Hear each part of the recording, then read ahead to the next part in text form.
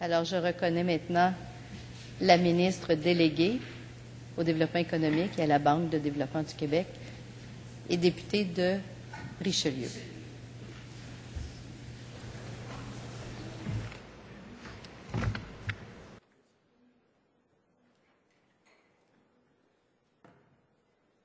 Madame la Présidente, c'est avec beaucoup d'émotion et de fierté que j'en prends la parole aujourd'hui, ici, dans la Maison du peuple du Québec, mais aussi avec une conscience aiguë de l'immense responsabilité que cela représente à l'égard de mes collègues du gouvernement, de ceux et celles des partis de l'opposition et des électeurs de ma circonscription et de toute la population du Québec.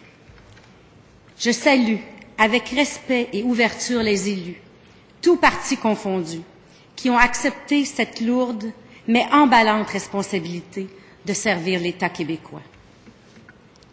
La population s'attend à ce que nous le fassions avec rigueur et honnêteté, à ce que nous fassions passer son intérêt comme collectivité avant nos intérêts personnels ou partisans. Ne la décevons pas. Lors de son discours d'inauguration, notre première ministre, Mme Pauline Marois, a énoncé les 4 piliers sur lesquels reposera l'action du gouvernement: l'intégrité, la prospérité, la solidarité et l'identité.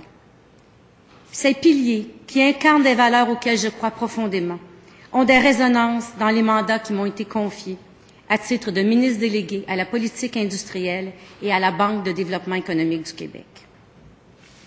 J'entends donc m'en inspirer pour élaborer des politiques et mettre en place des programmes visant à bâtir un Québec pour tous, un Québec intègre, prospère, solidaire et durable.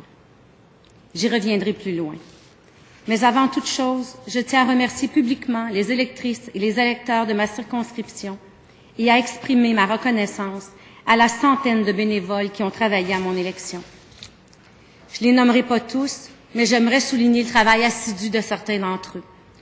Vous ne les connaissez pas, mais ils se reconnaîtront certainement.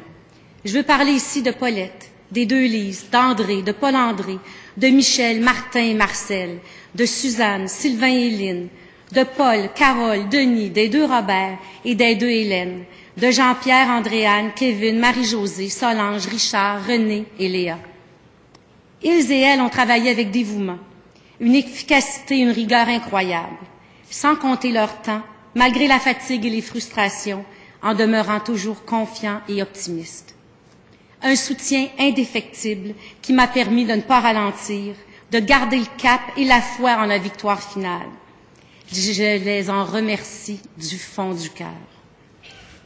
Les membres de l'exécutif du parti dans Richelieu, qui m'avaient accueilli avec simplicité et générosité comme nouvelle candidate et m'ont soutenue tout au long de la campagne, continuent de m'apporter leur appui et de m'accorder leur confiance. Je les en remercie sincèrement, j'ai besoin d'eux. Je veux aussi rendre hommage à mon prédécesseur, dans Richelieu et à cette Assemblée, qui a consacré près de 20 ans de sa vie au service du Québec. Sylvain Simard m'a légué une circonscription fière de ses allégeances et forte de ses nombreuses réalisations, ainsi qu'une équipe du tonnerre. Merci, Sylvain. Enfin, je tiens à adresser un merci tout particulier à Louis Plamondon, député du Bloc québécois. Il m'a présenté et vanté sur toutes les tribunes. Il m'a guidé dans les résidences pour personnes âgées, les commerces, les hôpitaux, les bingos, les séances de lutte, les brasseries, louant mes mérites et appelant les électeurs à voter pour moi. J'aimerais aussi remercier ma famille, mon conjoint, nos 4 enfants, mon père qui a toujours été ma source d'inspiration, ma mère et ma sœur. Leur vie a été soudainement chamboulée par mes projets. Ils m'ont suivi et appuyé et sont encore là pour moi, même si je ne suis pas assez souvent là pour eux à mon goût. Maintenant, il m'incombe de donner raison à ceux et celles qui m'ont choisi et continuent de m'appuyer, en tenant mes engagements, et c'est bien mon intention.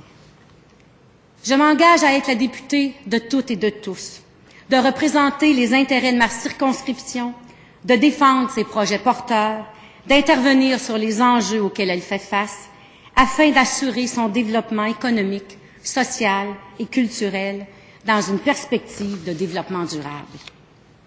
Je m'engage aussi à informer mes électrices et mes électeurs sur les projets de loi qui seront présentés, les programmes qui les touchent et répondent à leurs besoins.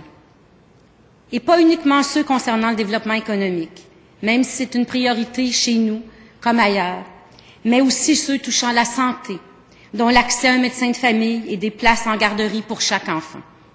Ceux touchant à la vie sociale et culturelle. Je le ferai en collaboration avec mes collègues ministres. Je m'engage donc à défendre les intérêts de ma circonscription avec intégrité et justice, en recherchant. Madame la ministre. Alors, compte tenu de l'heure, les travaux de l'Assemblée sont suspendus jusqu'à 15 heures. Cependant, vous pourrez reprendre votre allocution à partir de 15 heures.